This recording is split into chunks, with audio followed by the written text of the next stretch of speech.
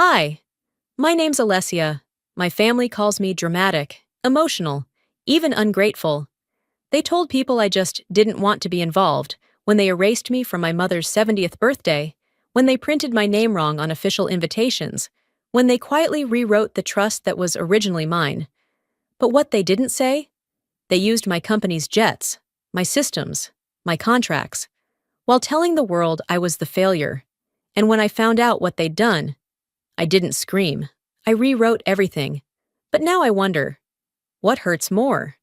Being left out of the story, or realizing they never meant to write you in at all? They excluded me from Mom's birthday, but I'd already started rewriting my guest list. That list started the day my name vanished from the family photo wall. It wasn't a dramatic event. No announcement. Just a quiet rearrangement of frames. One afternoon, I walked into the hallway in Charleston, where all the family milestones were hung, and there it was. My face.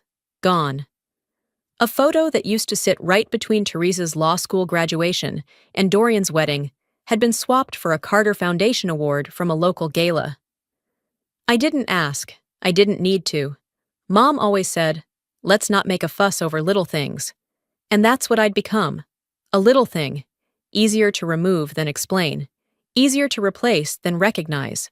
Back in Atlanta, I stood by the kitchen window, phone still in hand, rereading the message. Maybe sit this one out. Just 5 words that told me exactly where I stood in their pecking order. The air outside was thick with early summer heat, the kind that makes you sweat, even in the shade. I stared at the horizon as a jet ascended beyond the trees.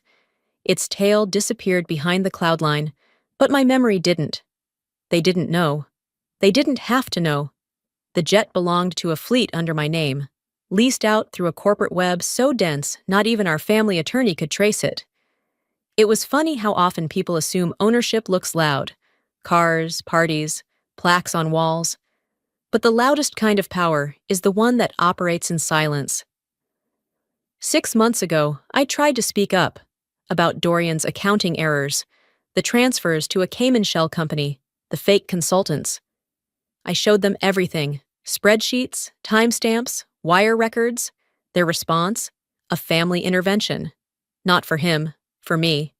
"You're causing unnecessary tension," Mom had said. "We've all moved past it." Teresa chimed in with her soft therapist voice. "Maybe this is your way of asking for attention." I remember every word. And the worst part? They said it in a loving tone. As if I were the unstable one. As if truth-telling was just another symptom of a daughter who couldn't let go of her need to be right. I didn't yell. I didn't cry. I left. Not the room, the role. The role of the difficult one, the one they could gaslight, silence, mold. That was the night I drove back to Atlanta with the windows down and my future echoing in the silence. I poured all of it into work, the real kind, not the performative foundation nonsense they did for press photos.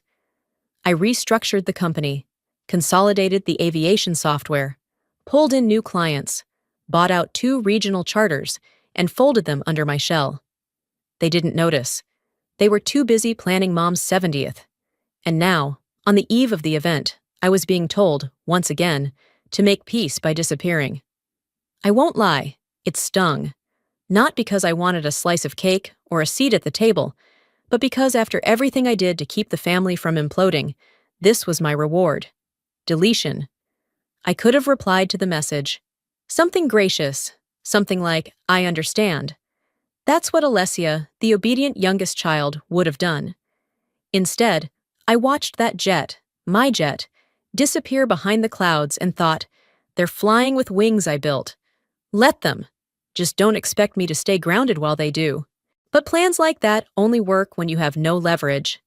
And I did. That night, I stayed in, poured a glass of that mid-shelf Pinot I usually reserve for guests, and sat by the window as Charleston faded behind the clouds of memory. It was gala night, family night, whatever they called it now, and I had officially been asked not to show. The irony? They were using a jet from my fleet, leased through a dummy holding account under a different name, of course.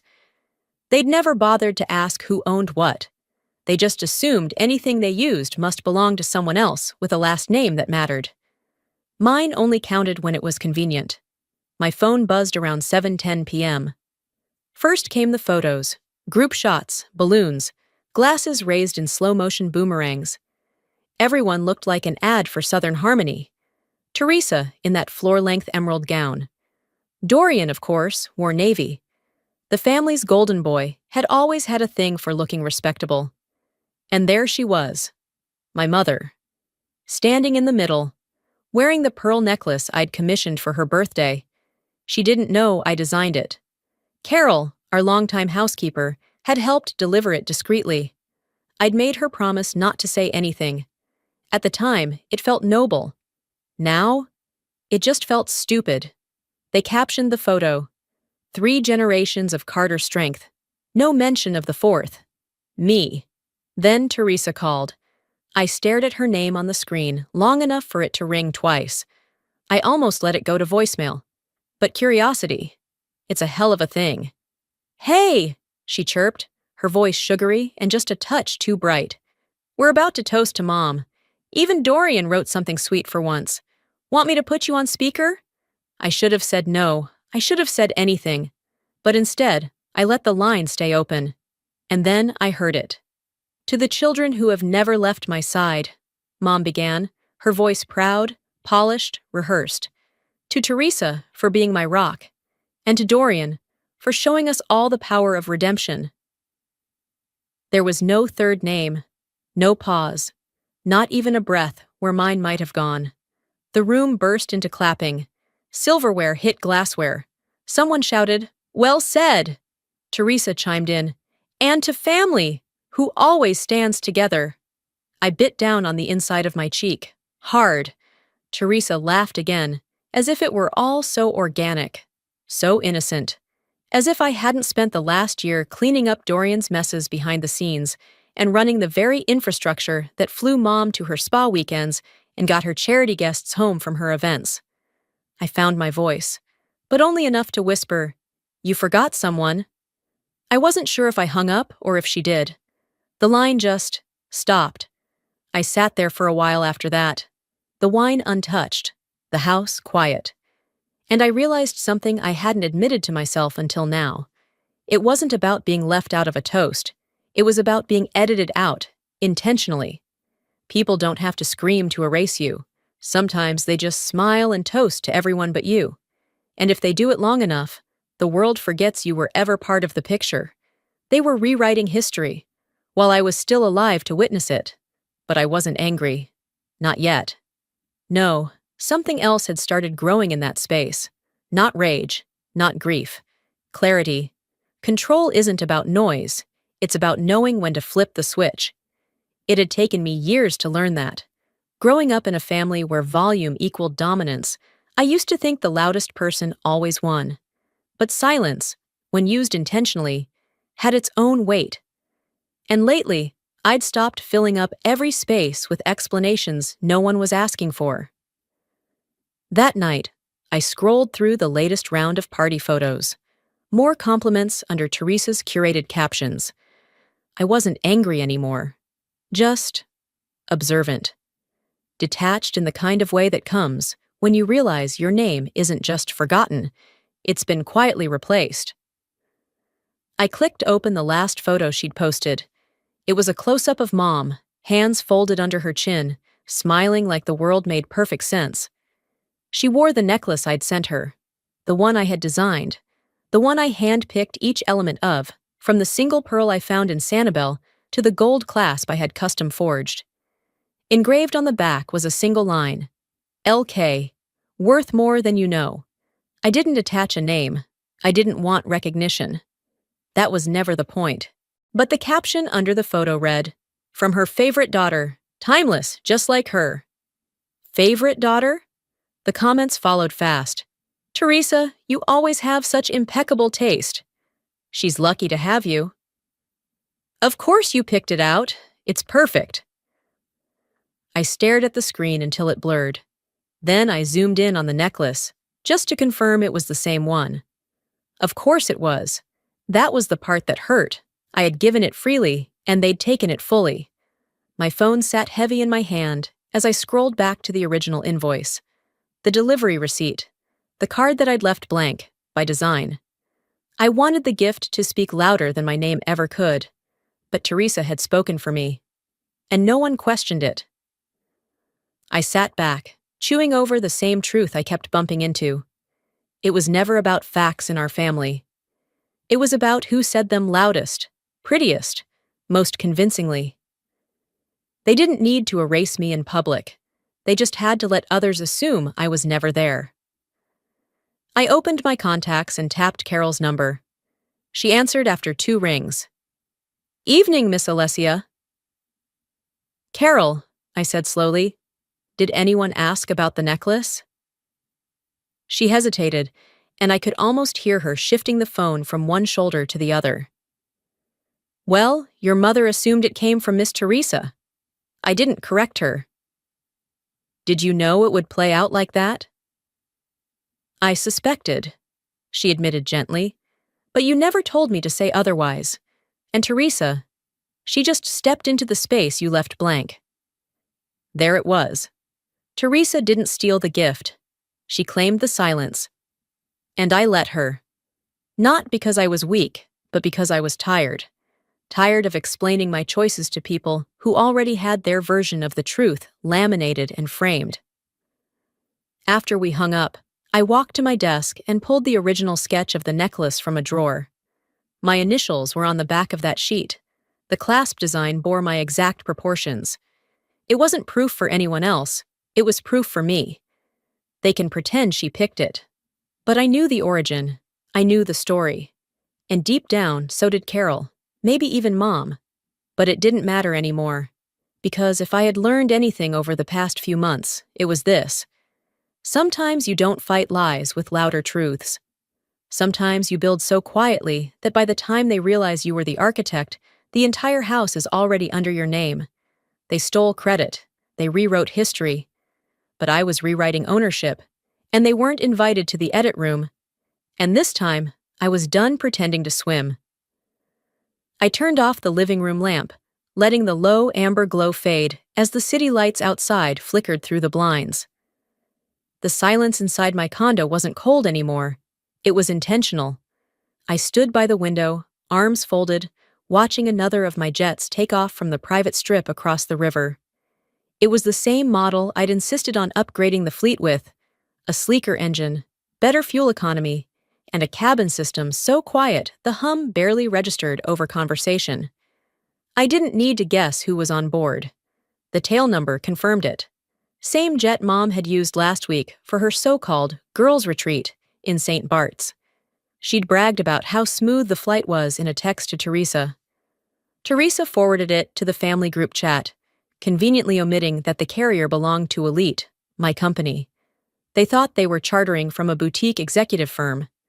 In reality, they were boarding aircraft operated through 3 layers of shell companies that led right back to me. I never hid the contracts. I just didn't label them in neon ink. They never asked, and I never offered. Years ago, when I first told Dad I wanted to fly, he laughed. "That's a man's field, sweetheart. Aviation's about grit, pressure, split-second judgment. You really think that's where you want to be?" I didn't answer him then, but I knew. Teresa, on the other hand, found it charming. "Honestly, Allie, you'd ruin your skin flying around in all that dry cabin air." I think she thought she was being helpful, so I stopped telling them what I was doing. I stopped asking for space to dream. Instead, I learned how to build without applause. I started small, consulting for someone else's fleet. Then I branched out. I saw the gaps in service, the frustrations high-profile clients had with consistency and privacy. I fixed what no one else was paying attention to, and I never, not once, put my name on the top line. What they didn't know is that every time they took a trip, praised the service, or complained about a missed drink request, they were logging experiences inside a system I designed. Their names were coded as VIPs. The data sat on servers I owned. The crew that smiled at them in pressed uniforms had all signed NDAs issued through my legal team. And I? I stayed behind the curtain, collecting invoices and watching them float along, clueless. I opened my laptop and pulled up the latest flight plan. Carter Foundation Retreat, Nassau, Bahamas. Round trip. Departure, Friday, 8:15 a.m. Return, Monday, 4:10 p.m. Filed through a mid-tier travel agency using a front-end booking API my company had built 6 months ago. My cursor hovered over the flag for compliance review box. I clicked. The screen blinked. A notice went out to operations. I didn't feel a surge of power, not the way movies make you think you will. I felt quiet, balanced. It wasn't vengeance. It was accountability, handed out in the language they understood best. Policy, contract, procedure. Once upon a time, I'd believed fairness could be earned with patience, that if I just worked hard enough, quietly enough, they'd eventually notice. But life doesn't reward silence. It exploits it. I checked the jet's maintenance record, confirmed the onboard Wi-Fi pinged the same cockpit modem I had installed as part of our smart route rollout. Then I marked it. Hangar 14, Charleston Executive, flagged, not canceled, not delayed, just placed under review. No confrontations, no drama, no emails that started with, "I feel." This wasn't about emotional justice. This was about positioning. Teresa once told me at brunch, after one of our rare civil moments, "You can't burn bridges. You never know when you'll need to cross them again." She was right. But what she didn't realize is, sometimes you don't need to cross a bridge, because sometimes you own the whole river. But business only stays clean when someone's watching the books. I wasn't planning to start my Monday by seeing Dorian's face. But there he was, front and center on LinkedIn, all grins and polished teeth, shaking hands with a VC guy who looked like he'd never flown commercial in his life. Carter Financial signs partnership with Montrose Equity. The headline read, "Legacy, Loyalty, Vision." I almost laughed out loud. Legacy? That man hadn't built a thing in his life. Loyalty? He was only loyal to the mirror and his own mess. Vision? If you count hiding 6 figures behind fake consulting firms as vision, then sure, he was practically clairvoyant. I stared at the photo longer than I should have. Not because I missed him, but because I remembered every sleepless night I spent fixing what he broke. When I reported the embezzlement, I thought I was saving the family from public humiliation. Instead, I became the family embarrassment. I was the troublemaker, the overreactor, the one who needed to let it go. They called it a mistake. "Creative liquidity," Mom whispered, like it was a misunderstanding, not a white-collar crime. Dad didn't even look at the numbers.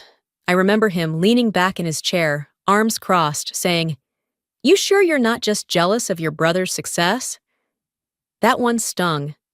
Not because it was true, but because it told me exactly what he believed. Dorian was a builder. I was a bother. And now, my bother of a brother had taken his tarnished resume and spun it into gold. I closed the post and pulled up the internal elite logs. I wasn't doing this to snoop. I had every legal right. Carter Financial had used Elite's services for 3 previous events. I remembered because I was the one who greenlit their account. Montrose Equity was now tied to them through this new partnership. Funny thing, Montrose had used Elite for their last 3 international retreats. They loved our low-noise interiors and hyper-secure passenger manifests. My fingers hovered over their access records. Then I checked the charter logs from Nassau last year. Montrose's CEO had praised our team's discretion so hard, he even tried to poach our lead pilot. Interesting. I opened a new window and drafted an internal compliance flag. Standard language. Pending verification of financial ethics and partner compliance under Clause 14B of our corporate trust standards. It wasn't personal. It was protocol. I had no interest in airing out Dorian's old crimes. But if his name was now tied to any of my vendors, he had to clear the same bar as everyone else. That's how systems work. Once you're inside mine, you follow the rules. Rules he thought I didn't know how to write. I remembered something Dad said once, during a heated dinner, when I told him I was drafting my own contracts. Alessia, people don't care who's right. They care who's holding the pen. Well, guess what, Dad? I was holding the damn pen now, and I was writing people out. I sent one email, just one, to the legal contact at Montrose. Subject line: Urgent, Partnership Ethics Verification. Body: Please confirm Dorian Carter's compliance with your internal anti-fraud policies to continue partnership privileges under our intervendor clause. No threats, no emotion, just facts. It hit their inbox at 9:37 a.m. sharp. By 10:12, their scheduler had opened it twice. No reply yet. I didn't wait. This wasn't about revenge anymore. This was about alignment, making sure the people tied to my operations weren't living double lives. I'd spent enough time being quiet while other people decorated themselves with what I built. Now I was putting down boundaries. Quietly, legally, precisely. Because eventually, the truth doesn't just come out. Sometimes it knocks on the wrong door with the right signature. Instead, I started listing everything they didn't know I owned. I pulled up a document I hadn't looked at in weeks, an internal chart mapping out every corporate entity tied to Elite, directly and indirectly. There were names they'd recognize: Crescent Solutions, Pine Coast Logistics, but most were ghosts. Shells stacked like Russian dolls, signed under borrowed surnames, partners of partners. I had built a network so discreet it could function in plain sight without drawing attention. That was the point. Mom's voice still echoed in my ear. It's still your brother. What she meant was, protect the family, not the truth, never the truth. I sat with that for a long time. It was just past 11, the house silent except for the hum of the refrigerator. I didn't turn on music. I didn't need anything competing with the volume of that sentence. He's still your brother. And what was I? The enemy? The whistleblower? The disappointment? At 16, I caught Dorian funneling donation money from a school supply drive into his own private debit account. He blamed the vendor, said they miscalculated the invoices. I brought the proof, side-by-side transfers. And what did Mom say? You don't destroy someone's future over one bad decision. That line stayed with me longer than any apology. I was made to sit through an awards banquet that week. He received a community service medal. I clapped. Quietly. Like a good team player. That was the game. Lie beautifully, get rewarded. Tell the truth, get erased. This wasn't new. It was just louder now. The phone call earlier had revealed more than Mom intended. I'm not saying he was right, she'd said, but she was. Because defending Dorian's image, no matter how much of it was borrowed, was more important than recognizing who kept the foundation from cracking. My foundation. I walked over to my printer and hit print on the ownership summary. 56 pages. I watched the first few sheets slide out. The names, the timelines, the signatures. Every move documented. No drama, just ink and record. By the time the printer finished, it was midnight. I carried the stack to the kitchen table and flipped through the first 10 pages. A legal structure born of necessity. A wall built to stop their noise from bleeding into what I had to build to survive. I poured myself a glass of water and stared at the ceiling. She didn't even ask if it was true. Not once during that call did she say, "Did you send it?" Or, "Was it accurate?" Because it didn't matter to her whether Dorian had broken the rules. It only mattered that I'd made someone notice. Family doesn't do that. Doesn't do what exactly? Doesn't hold each other accountable? Doesn't ask questions? Doesn't refuse to be used? I could have called her back. I could have softened the edges, reminded her of how I once used to bring her tea when she had migraines, or how I drove Dorian home drunk from a party so he wouldn't get arrested. But I didn't. Because if I had learned anything, it was this. Silence was their currency, and I was done letting them spend me. I opened my laptop and started drafting a memo, not to my family, but to my legal team. A simple note. Begin prepping internal ownership assertion, including trustee reassessment filings. No anger, No commentary, just a shift, the kind that doesn't make noise. Until it does. Except this time, business included consequences. By Thursday afternoon, I was at the office, window open behind me, Charleston's skyline muted in the haze. The printer hummed in the corner, contract packets and legal addendums spilling out onto the tray one after another. I wasn't touching them yet. I already knew what was inside. Instead, I reached for a leather folder labeled Hanger Leases, Carter Family. I hadn't opened it in over a year, maybe longer. It was one of those files I kept tucked under tax agreements and special airspace permits. Important, but rarely needed. Until now. I flipped past the summary pages until I hit paragraph 17. Subclause 3, right where I remembered it. Elite Holdings reserves the right to revoke hangar access and related services with 24-hour notice under operational discretion or security concerns. Standard language, the kind of clause no one reads unless they're hunting for an out or looking for a way in. And my family? They didn't read it, they just signed. They never asked who drafted the lease. They never wondered why it was so specific, why the notice window was so narrow, why I'd insisted on adding that particular line to an otherwise generic agreement, because they didn't know I was the one who wrote it. They thought they were dealing with a faceless legal team, some assistant or vendor.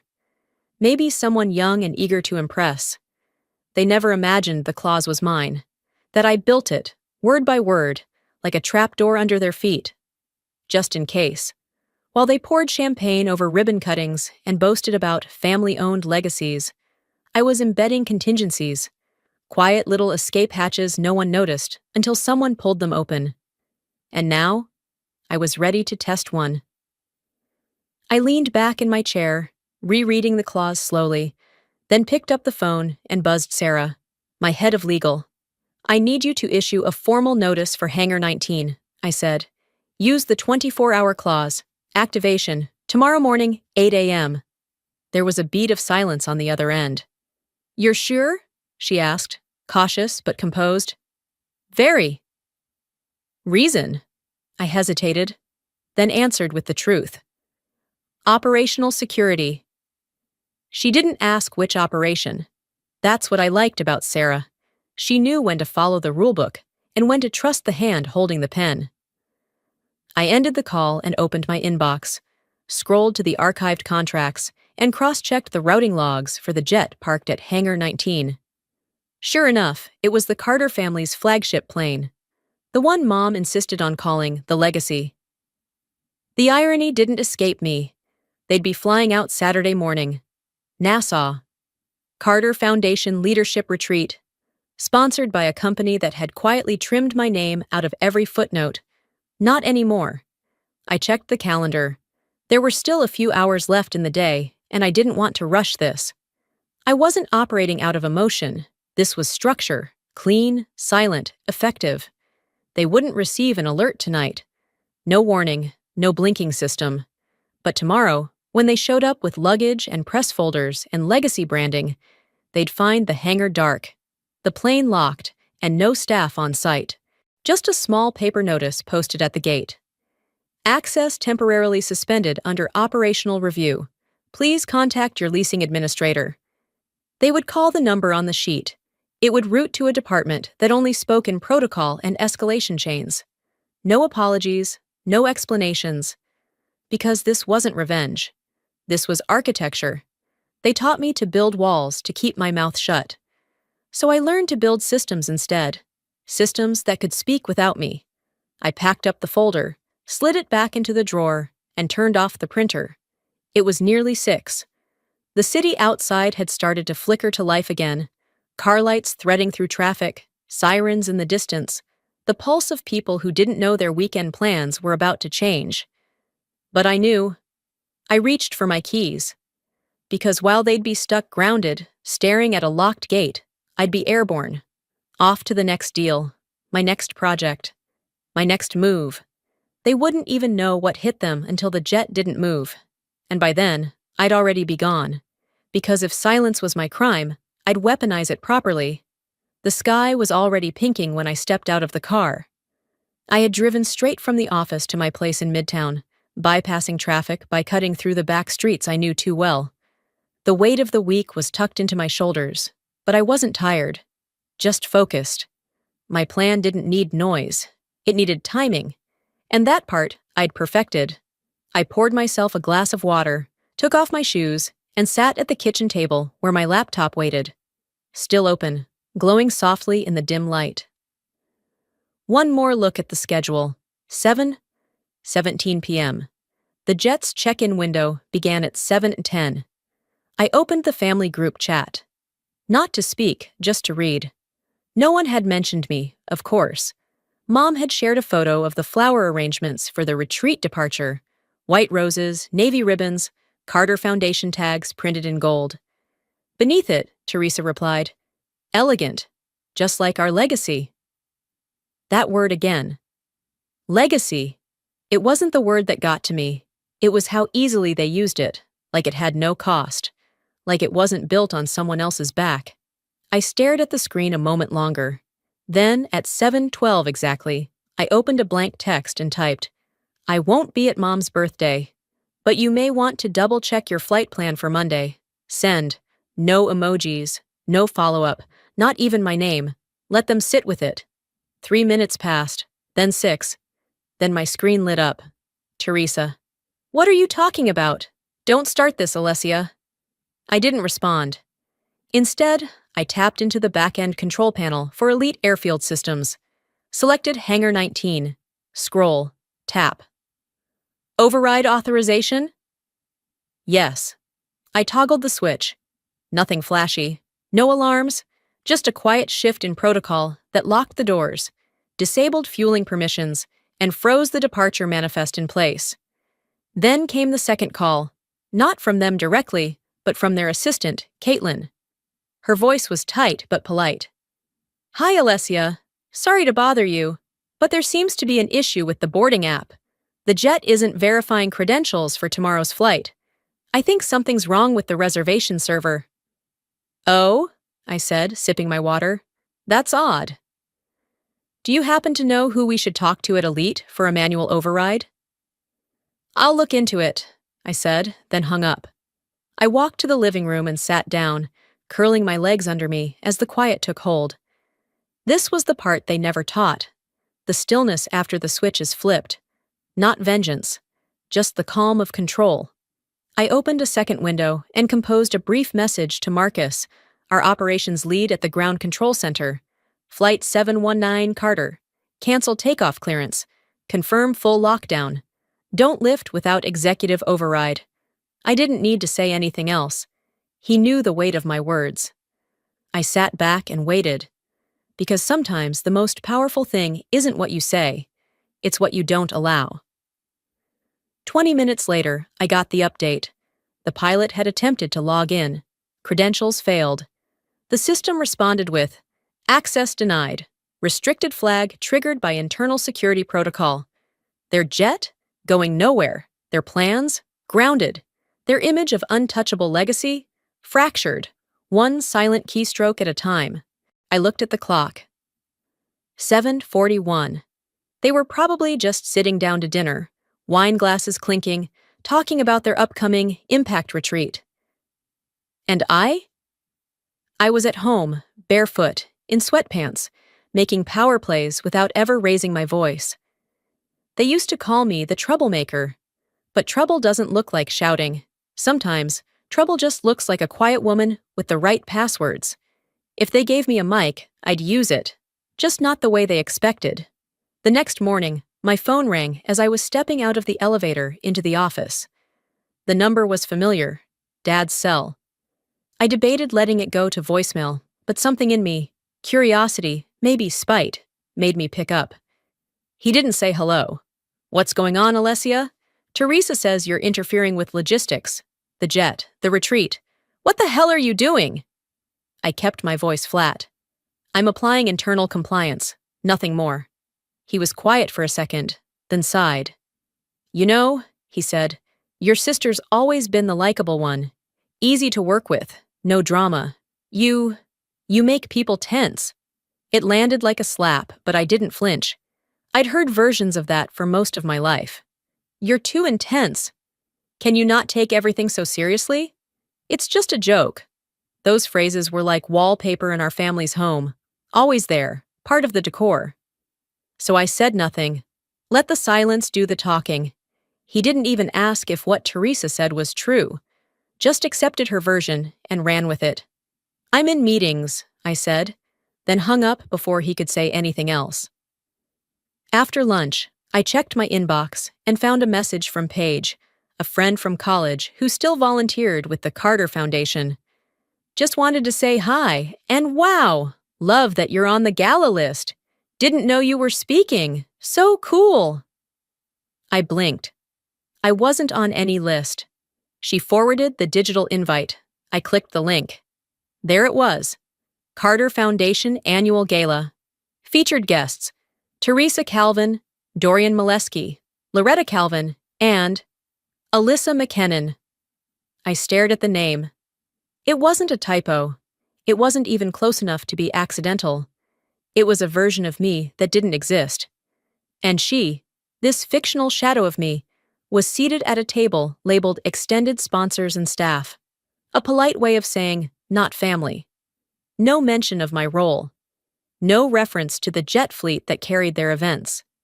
No context.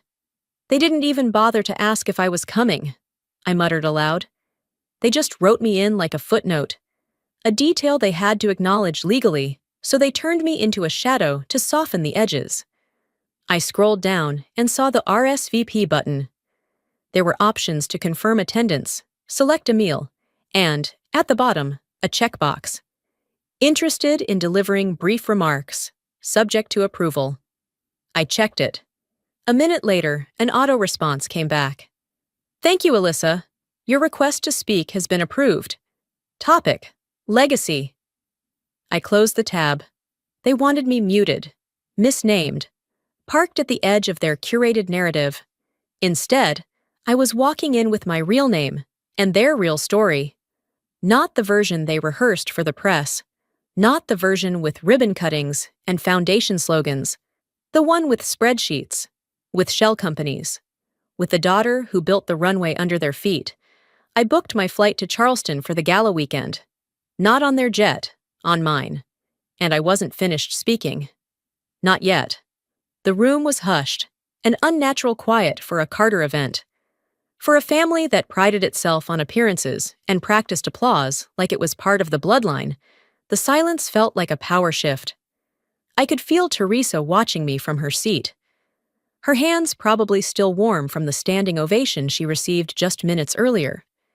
The applause that wasn't meant for her. Not really. But I let that slide, because the real show was about to begin. I took a slow breath and let my voice carry. Not loud, not dramatic, just steady. Legacy is a word we like to toss around, I said. We print it on brochures, hang it behind podiums, weave it into mission statements. But here's the thing. Legacy isn't just a name. It's who built the foundation you're standing on. Someone shifted in their seat. I didn't look. Aviation partnerships, I continued. That phrase gets thrown around too. Teresa mentioned her work with regional logistics in a recent interview, called it a family project. But I'd like to clarify a few things. A few people straightened up. I reached into my bag and pulled out a single folder. Thick, stapled, time-stamped. This is the original incorporation contract for Elite Airfield Systems, dated 3 years ago. My name appears on every line. Registration, vendor sourcing, capital structuring.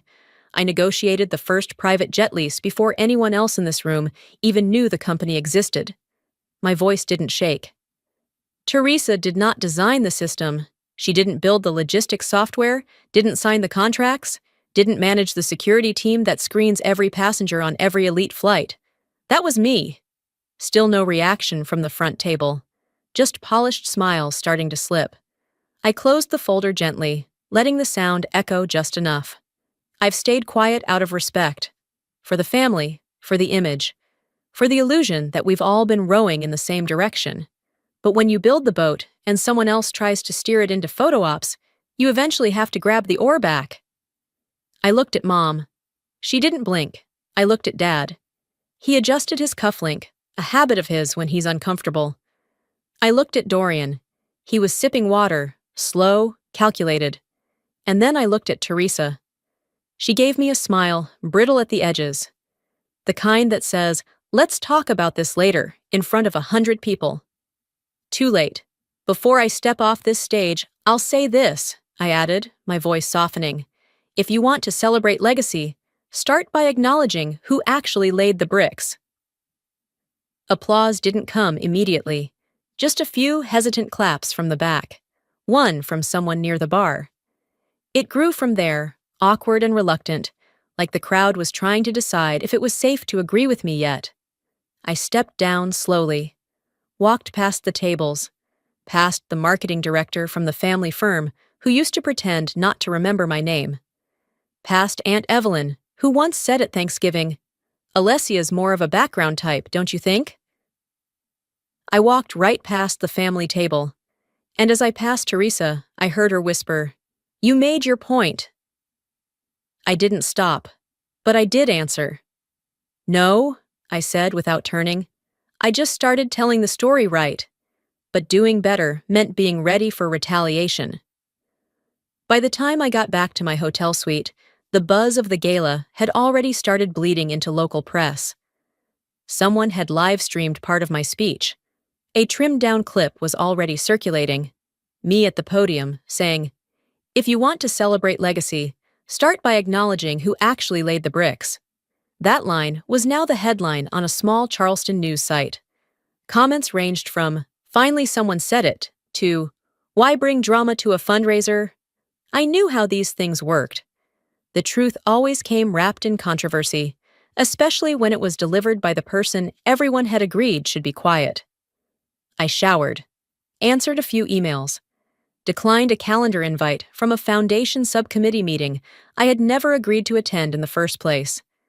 Around midnight, I was just about to turn off the lights when my phone lit up. Dorian. Of course. I let it ring twice before picking up.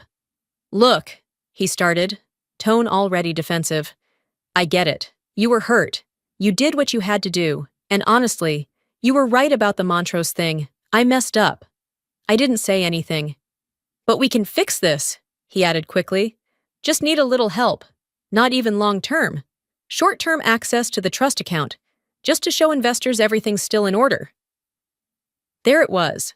Not regret. A request. Not an apology. A transaction. He wasn't sorry. He was strategic. Always had been. When we were kids, he once told me, "If you admit to being wrong fast enough, people stop asking questions." He'd lived by that rule. Made it an art. Like the time he crashed Mom's Lexus into the neighbor's fence, blamed it on a stray dog, and somehow convinced everyone I had distracted him.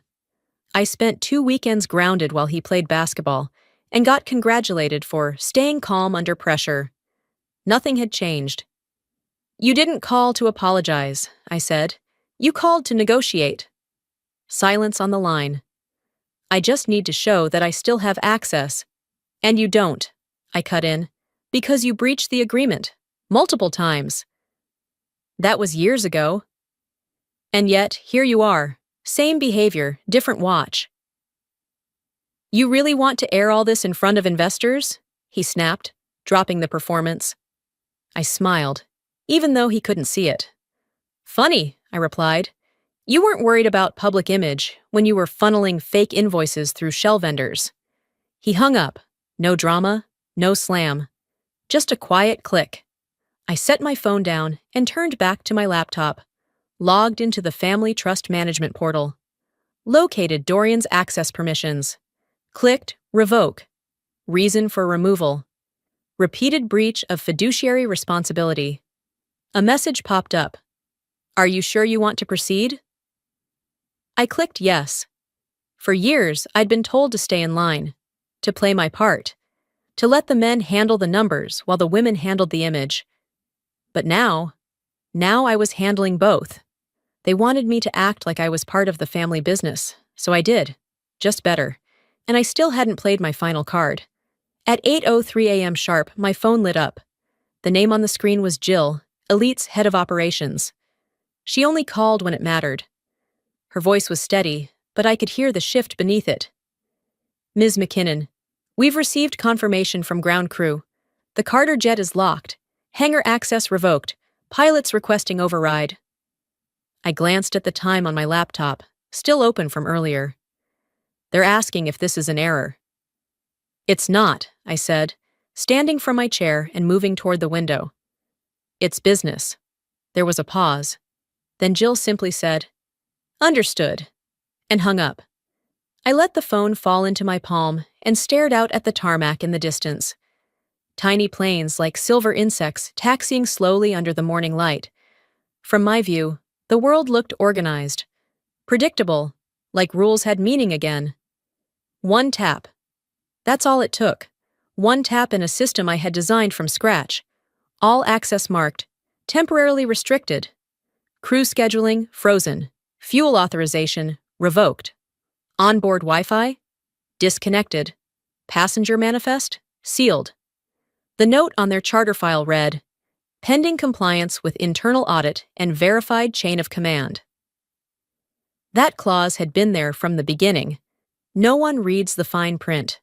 Not when they think they're family. Not when they believe their last name is the only clearance they need. I hadn't raised my voice. I hadn't made a scene. No angry emails. No emotional fallout. Just a keystroke. Just the same tool they handed me when they tried to ignore I existed.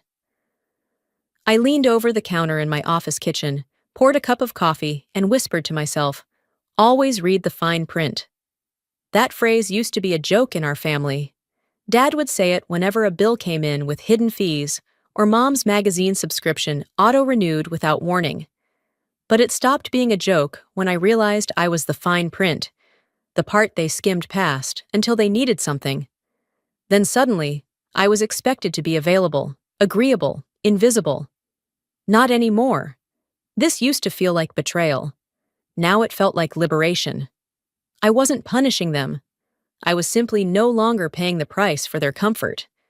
If they wanted the power of my resources, they had to follow my structure. No more shortcuts. No more smiling through slights. No more pretending everything's fine, just because we share blood. If they wanted to fly again, they'd have to ask. And if they didn't, well, then they'd sit grounded. Same way they made me sit for years, while they passed around credit that belonged elsewhere. My assistant, Rachel, messaged me 10 minutes later. "Teresa just attempted to charter through a third-party broker in Singapore. Different email, same passenger manifest. We flagged it. Access denied." I smiled. Because it wasn't just the Carter Teat GD we're locked out of. It was the entire structure. Every thread they used to pull with a wink and a phone call, cut. I had rebuilt everything they once claimed. They said I made things complicated. They called me difficult, emotional, unlikable. But the truth is, they just didn't like not being in control. They weren't used to playing by rules they didn't write. And now they were outside the system, looking in, including the page they tried to erase. The file came through on a quiet Thursday afternoon. I was in my office, halfway through my second cup of coffee, when Carol's text buzzed across my screen. "Found this on an old camera before I wipe it. Thought you should see." Attached was a short video. No context, no file name, just a timestamp, April 18th, 2006. I opened it out of habit. What I wasn't prepared for was the sound, soft laughter, clinking glasses, and someone singing off-key in the background. The camera panned shakily across a garden party. Paper lanterns, folding chairs, plastic forks. Probably Mom's 60th. I recognized the tablecloths, cream with navy trim. She used only once before declaring they clashed with her aesthetic. Then the camera settled on me. 16. Awkward braces. Holding a folded sheet of paper. I was standing near the edge of the pool, hesitating. "Mom," I said softly, "can I? Just a few words?" She was smiling in another direction, glass of white wine in hand, laughing at something Aunt Evelyn had said. "Alessia, not now." "Please, it's just a short thank you." And then came the part that hit harder than I expected. If you can't be quiet, don't expect to be around long. My breath caught watching it. I knew the words were real. I remembered how they made me feel. But hearing them again, outside the haze of memory, felt different. The camera swung away as if nothing had happened. I saw myself lower the paper. I didn't cry. I just disappeared into the background, silently, obediently. 2 minutes later, they sang Happy Birthday and cut the cake. No one noticed. I watched the entire clip again, then again. And something in me cracked, not from pain, but from confirmation. It wasn't a one-off moment. It was a lesson. That day, I learned the cost of voice. I learned that silence was currency in our family, and if I wanted to stay, I had to keep the volume down. For years, I thought I was being dramatic for holding on to it. Now, I realized, I had simply been trained to vanish politely. I never finished that speech. I couldn't even remember what it was supposed to say, but I do remember the feeling. That sinking sense that nothing I said would ever matter, unless it made someone else look better. And that moment, 16 years old, rejected in front of a crowd that barely registered it, wasn't isolated. It was foundational. They didn't silence me. They taught me how to silence myself. Until now. I downloaded the clip, renamed it The Blueprint, and moved it to my encrypted archive. Then I uploaded it into the Trust's legal folder. Quietly, without commentary. Not to weaponize it, but to remind myself what I overcame. If they ever tried to drag me back into the shadows again, into some courtroom or public smear campaign, I wanted the record to reflect exactly where this pattern started. I closed my laptop and leaned back, letting the weight of it settle in my chest. I wasn't crying. I wasn't even angry. What I felt was clarity, the kind you only get when you stop trying to rewrite the past and start preserving it instead, especially not the final chapter of my own legacy. I was at my desk the next morning, sipping lukewarm coffee and scanning a vendor contract when the envelope arrived. It wasn't dropped off by courier. No digital ping or certified mail alert. Just a plain manila envelope, no return address, no handwriting on the front. It was sitting on the security desk downstairs. The receptionist handed it to me like it was nothing, but I knew. The weight of it said otherwise. I took it upstairs, peeled back the flap, and found 2 documents inside. A copy of my grandfather's will, and stapled to it, a trust amendment dated 6 years ago. I read the first page, then again slower, tracing each line like it might suddenly change. The original document named me, Alessia McKinnon, as the majority heir to the Carter family's holding company. The amendment removed me, replaced me with Dorian and Teresa. No rationale, no conversation, just a signature at the bottom. My mother's. I sat very still, staring at it, not blinking. I remembered the day she had me sign routine updates. I was 30, fresh out of my MBA program. I'd just passed my private pilot exam. I was full of optimism and corporate etiquette. She came to my condo with a leather folder and a glass of white wine. "This will simplify things," she said, as I flipped through the pages. "Just some legal streamlining, nothing to worry about." I didn't question her. Why would I? Back then, I still thought trust was something you earned once and got to keep. But trust, I've learned, is a document, not a feeling. They didn't take me out in rage or scandal. They didn't strip me publicly. They just edited me out. Silently, efficiently, and they did it knowing I wouldn't fight it, because I still believed being good was the same as being protected. I picked up the original will and scanned it into my encrypted drive. Then I did the same with the amendment. Both files were saved under a new folder. Restoration. Not retribution, just clarity. Next, I sent a message to my estate attorney. "Prepare a full shareholder audit. I want every change tracked. Signatures, timestamps, who knew what and when." She replied within minutes. "Understood. Initiating review." No drama, no confrontation. They'd written me out without a word, so I would let the paper speak now. Paper doesn't forget. And this time, neither would I. I wasn't going to burn the family empire. I didn't need to. I already owned its foundation. The audit wasn't about revenge. It was about accountability. If they wanted to keep building stories, they'd need to answer for the chapters they rewrote without me. I closed the legal portal, pushed my chair back, and stood by the window. They thought I was too emotional, too stubborn, too difficult. But what they underestimated most was my memory. And the law. They'd made me sign away my birthright. But I'd signed something, too. Years ago, when I chose to stop asking for approval. Now I was taking it back. Line by line, clause by clause. They'd buried the truth beneath layers of signatures and polished language. But I wasn't just reading between the lines. I was rewriting them. Now it was just me, and the silence I'd finally made mine. I woke up that morning before the alarm. The air was still, the kind of early quiet that felt earned. I slipped out of bed, brewed coffee, and sat by the window overlooking the city, steel and glass, humming with purpose, none of it waiting for permission. At 7:05, I logged into the Elite Systems backend.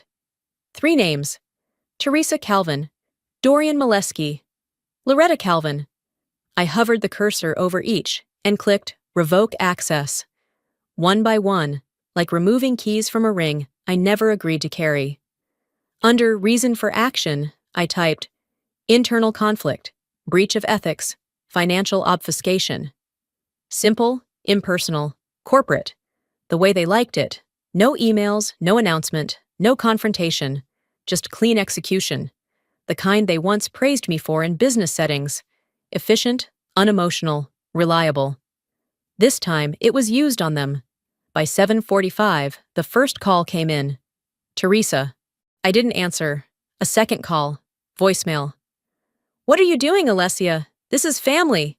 You've made your point. Call me back. Then Dorian texted. Unlock the damn jet. You got your speech. Don't push it. Even Mom tried. Just a missed call. No voicemail. As usual, she couldn't bring herself to speak when it mattered. I didn't respond, because this wasn't about a single plane or one retreat. This was about the system they'd spent decades exploiting, and the woman they underestimated long enough to think she'd never touch the switches. They thought I'd lash out, break down, call for a family meeting, offer one last speech about fairness. Instead, I sent one email. Subject: Carter Family System Access Update. Recipients: Family Group Thread. All Carter access to Elite Systems remains restricted pending legal audit. Any attempt to circumvent system restrictions will result in automatic federal reporting via Compliance Protocol 8B. For questions, please consult legal representation. I pressed send. Then I archived the thread, blocked the thread, turned off notifications. I stood up, grabbed my jacket, and walked out of the apartment. By the time I got to the elevator, the sun had fully broken through the skyline. Light spilled across the metal doors, warm and unapologetic. I took a deep breath. Their empire was still standing, but it stood on frozen ground now. And I wasn't the outsider anymore. The inconvenient daughter. The one too sensitive to be in the room. I was in the room, at the head of the table, with the passwords, the contracts, the legal trail that built the walls they never thought I'd enter. And they were locked out, watching from a distance as the machine they took credit for started closing its doors, without a sound, without a fight. Just policy and power. And a woman they tried to reduce to a footnote. The difference was, this time, the systems they once used to keep me quiet were the very ones telling them, access denied. Now it was just me. And the silence I'd finally made mine. For the first time in years, I woke without dread clawing at my chest. No barrage of notifications, no buzzing calendar reminders, or vague meeting invites laced with unspoken expectations. The apartment was quiet, sun just beginning to rise behind sheer curtains, casting long, pale stripes across the floor.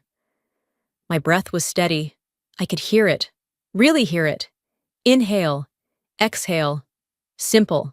Human. The morning came without fanfare. No alarms, no pings, no urgent subject lines screaming urgent in bold red. I moved slowly but deliberately, dressed in quiet layers, packed only what I needed. No extra chargers for other people's devices, no presentation backups. Just my laptop, a leather notebook, a pen I liked, and the weightless sense that maybe I was finally, actually free. By the time I reached the airport, the city was shaking itself awake. Taxis honked more out of rhythm than necessity. Pedestrians wrapped in trench coats and headphones moved like small currents, feeding into the larger tide of motion. But I wasn't headed to the usual terminal. Not Gate 47 with its burnt coffee smell and fluorescent buzz. This time, I was going through the executive wing. Silent elevators, polished corridors, frosted glass. I took a seat in the lounge, warm cup of ginger tea in hand, and looked out across the tarmac. There it was. Hangar 14. Their jet. Motionless. Unattended. A $65 million monument to stillness. Polished to a high mirror shine, its nose pointed at nothing in particular. Fueled, maintained, and absolutely going nowhere. It sat like a paused idea. Once urgent, now irrelevant. It reminded me of how I used to feel. Ready. Capable. Waiting for someone else to clear me for takeoff. To grant me permission to be powerful. I had all the tools, the discipline, the drive. But I stayed grounded, because their version of leadership only had room for one pilot at a time, and I wasn't ever supposed to be that pilot. But now I wasn't on the tarmac, I was in the air. Rachel approached, tablet in hand, steps as confident and composed as ever. All set for Singapore, she said. Board meeting confirmed. Logistics group will dial in post-session. I nodded, eyes still on the hangar. Thank you. She hesitated. A flicker of something unspoken passed across her face. Teresa tried again this morning. Different login. New shell account. I barely blinked. And? Blocked within seconds. Of course it was. They were still trying to rewrite the story, still clinging to a version of events where I was the problem, and they were the architects of order. Still looking for back doors into a system they thought they owned. But I'd rebuilt the system. Without them. With walls and windows where I chose them to be. I didn't flinch. I wasn't surprised. I wasn't even angry. Because this wasn't about punishing them anymore. That chapter closed months ago, maybe years ago, and I just hadn't realized it until now. This had become about release, about stepping out of a structure that only worked if I kept my head down and played small, about claiming a life that didn't require me to shrink in order to fit. I stood by the window longer, watching the world move. Service crews rolled catering carts across the tarmac. Other jets taxied with purpose, their engines low and steady. People came and went. Transactions happened, routes initiated, lives expanded. And this time, so was mine. I used to believe peace came through reconciliation, that if I waited long enough, if I kept proving my value without causing disruption, they'd eventually notice. That someday we'd be around a long table, joking over drinks about misunderstandings and timing, like characters in a well-edited holiday movie. I held on to that idea like a keepsake. But peace, real peace, doesn't come from being understood. It comes from not needing to be. I considered writing one last message. Not to accuse, not to ignite, just to speak plainly. I loved you all, I just couldn't keep loving you quietly. I typed it, read it, then archived it alongside other things I'd kept. Not to use, but to remember. The blueprint video that changed everything, the original will, the audit logs, a soft record of truth, not vengeance. Because part of healing is keeping the receipts, not for revenge, but for remembrance. For the next time someone tries to make you doubt your memory. For the times you almost convince yourself it wasn't that bad. For your own clarity. Rachel returned with coffee. Jets prepped. Crews finalizing the route. We're good to go. I took the cup and smiled. Let's fly. She smiled back. The air's clear. We walked through the corridor together, past private lounges and doors that had once required a last name I didn't have, or a favor I refused to call in. Past plaques bearing names of legacy donors I used to serve behind the scenes, making sure their seating was correct and their requests discreetly met while someone else collected the credit. At the base of the stairs, I paused. The jet gleamed. My name was on the manifest, not as a guest, not as staff. As the principal. I turned and looked back across the tarmac. Hangar 14 was still there. Unmoving, unmanned. Just steel and stillness. A monument to inertia. I inhaled. Held it. Released. Some lessons never take off. But I did.